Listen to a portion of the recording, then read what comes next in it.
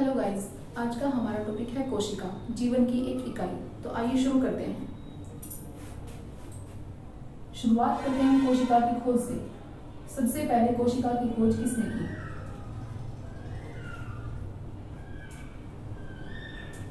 कोशिका की खोज इंग्लैंड के एक वैज्ञानिक जिनका नाम था रॉबर्ट हुक। इन्होंने 1665 ईस्वी में कोशिका की खोज की। अब बात करते हैं कोशिका को इन्होंने सर्वप्रथम कहाँ देखा। तो इन्होंने लकड़ी की एक पतली परत का अध्ययन किया। लकड़ी की एक पतली परत काटने पर इन्होंने देखा कि उसमें इन्हें मधुमक्खी के छत्ते के समान छोटे छोटे कोष्ठ दिखाई दिए और इन कोष्ठ को इन्होंने कोशिका का नाम दिया। कोशिका शब्द की उत्पत्ति लैटिन भाषा के सेलुला शब्द से हुई है। लैटिन भाषा के सेलुला शब्द से हुई है, जिसका अर्थ होता है होलो स्पेस, मीन्स खाली स्थान। और इन खाली स्थान को उन्होंने कोशिका का नाम दिया। रॉबर्ट ने जिन कोशिकाओं की खोज की थी वो वास्तव में मृत कोशिकाएं थी। डेड सेल्स की खोज रॉबर्ट हुक ने की थी। अब बात करते हैं कोशिका सिद्धांत की। कोशिका सिद्धांत सबसे पहले विर्चोव नाम के एक साइंटिस्ट हुए हैं जिन्होंने कोशिका सिद्धांत का प्रतिपादन किया। सेकंड पॉइंट है हमारा कोशिका सिद्धांत।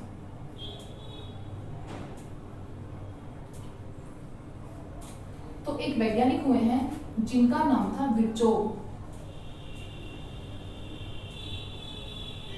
इन्होंने 1955 में कोशिका सिद्धांत का प्रतिपादन किया।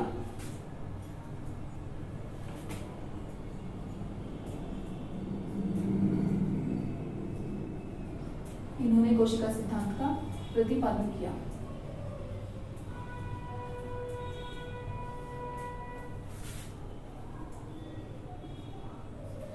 विर्चोव ने एक कथन की पुष्टि की। इन्होंने कहा था कि सभी कोशिकाएं पूर्ववर्ती कोशिकाओं से ही बनती हैं, अर्थात ओमनिस सेलुला ए सेलुला।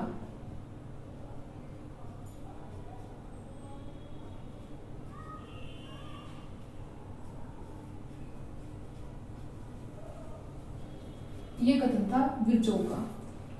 इन्होंने कहा था कि सभी कोशिकाएं पूर्व निर्धारित कोशिकाओं से ही बनती हैं, अर्थात जनन के लिए कोशिकाओं का विभाजन होता है और इसी विभाजन के फलस्वरूप नई नई कोशिकाएं बनती रहती हैं। फिर इसके बाद कोशिका सिद्धांत का जो प्रतिपादन किया था वो दो वैज्ञानिक थे।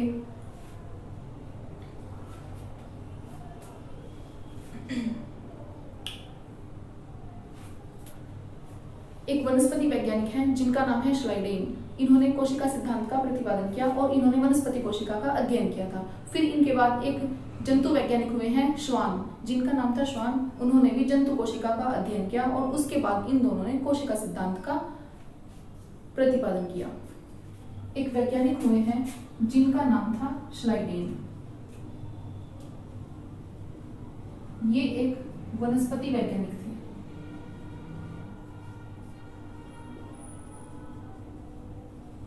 वनस्पति वैज्ञानिक थे। इन्होंने वनस्पति कोशिकाओं के आधार पर कोशिका सिद्धांत का प्रतिपादन किया। और श्वान नाम के वैज्ञानिक ने, जो कि एक जंतु वैज्ञानिक थे,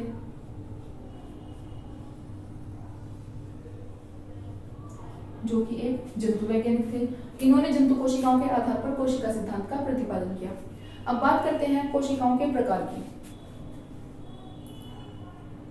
कोशिकाएं दो प्रकार की होती हैं, एक होती है प्रोकैरियोटिक कोशिका और दूसरी होती है यूकैरियोटिक कोशिका। तो आइए इनको हम समझते हैं।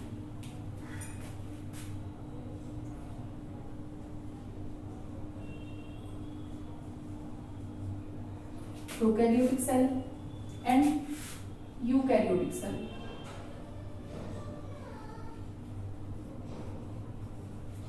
तो ये जो प्रोकैरियोटिक वर्ड है ये बना है प्रो प्लस कैरियोन से। इस प्रो का मतलब होता है प्रोकैरियोटिक सेल। प्रो का मतलब होता है एंशिएंट, अर्थात प्राचीन। और कैरियोटिक जो वर्ड है ये बना है कैरियोन से, और कैरियोन का मतलब होता है न्यूक्लियस या फिर केंद्रक, अर्थात पुराने तरह का केंद्रक। अब बात करते हैं यूकैरियोटिक की। जो यू वर्ड है वो बना है न्यू से, जिसका मतलब होता है नया। और जो कैरियोटिक वर्ड है ये फिर वही कैरियोन से या फिर केंद्रक से बना है। इसका मतलब क्या होता है कि इसमें नए टाइप का केंद्रक प्रेजेंट होता है। अब देखिए इसमें क्या क्या मेन डिफरेंस होते हैं प्रोकैरियोटिक सेल में और यूकैरियोटिक सेल में। सबसे जो मेन डिफरेंस है, इसमें एक सुसंगठित केंद्रक का अभाव होता है। इसमें सुसंगठित केंद्रक का अभाव होता है, अर्थात सुसंगठित केंद्रक का मतलब यहाँ है कि इसमें केंद्रक के चारों ओर केंद्रक झिल्ली नहीं पाई जाती। बात करें यूकैरियोटिक की, तो इसमें सुसंगठित केंद्रक पाया जाता है। सुसंगठित केंद्रक पाया जाता है।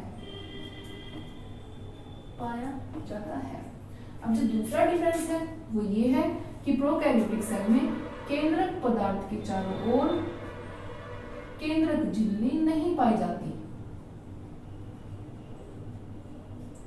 केंद्रक पदार्थ के चारों ओर केंद्रक झिल्ली नहीं पाई जाती।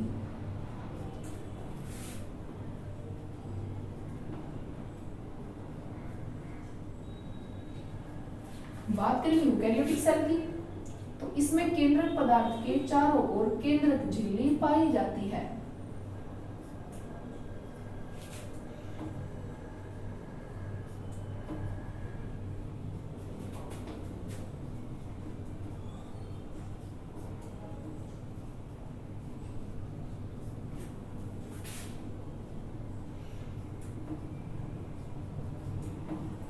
तीसरा जो मेन डिफरेंस है वो ये है कि प्रोकैरियोटिक सेल में झिल्लियों से बने कोशिकांग, झिल्लियों से बने कोशिकांग जैसे endoplasmic reticulum, endoplasmic reticulum,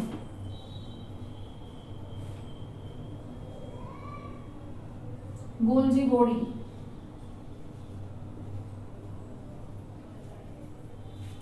mitochondria,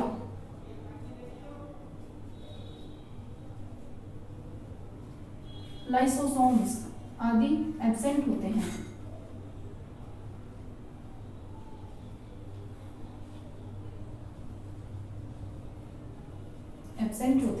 और बात करें यूकैरियोटिक सेल की, तो इसमें ये सभी झिल्लियों से बने कोशिकांग प्रेजेंट होते हैं।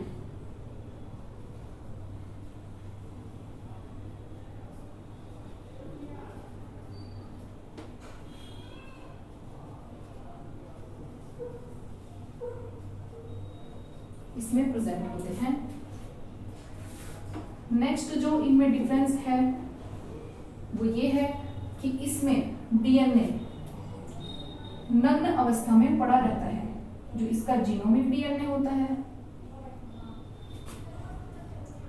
जो इसका जीनोमिक डीएनए होता है वो नग्न अवस्था में सूत्रों के रूप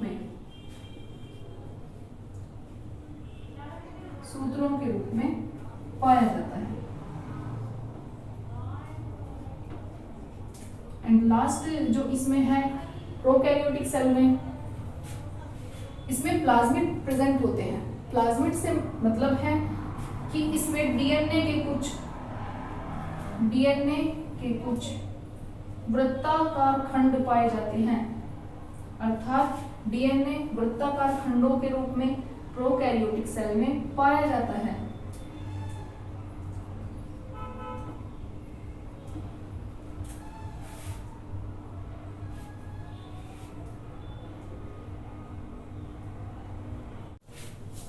प्रोकैरियोटिक सेल का एग्जाम्पल है नीले हरे शैवाल, और दूसरा इसका एग्जाम्पल है बैक्टीरियल सेल, जीवाणु कोशिका।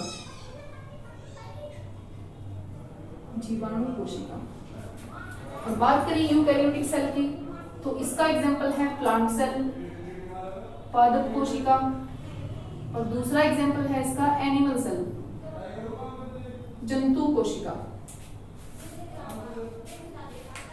आज का टॉपिक हमारा यहीं तक है गाइस, मिलते हैं नेक्स्ट वीडियो में।